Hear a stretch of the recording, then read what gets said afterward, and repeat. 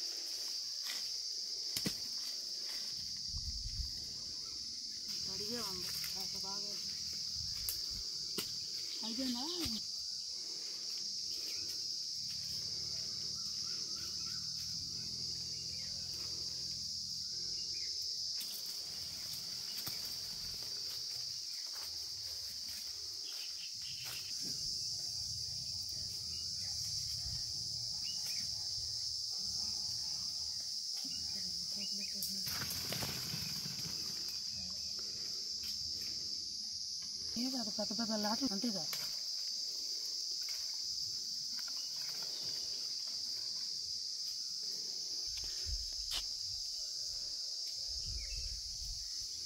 ఆ చెట్టు కింద రాలని, ఆ చెట్టు కింద పెట్టి ఆ మూల చెట్టు కింద తీరిన బట్టి కొన్ని మార్పులు ఉంటాయి, మళ్ళీ ఉంటాయండి.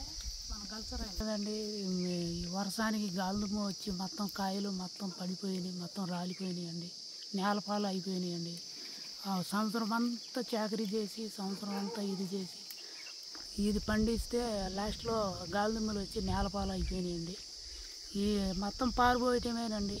లాస్ట్లో మొత్తం ఈ ఒక్క రూపాయి కూడా రాదండి. కష్ట సొమ్ము అంతా వృధా పోయిందండి.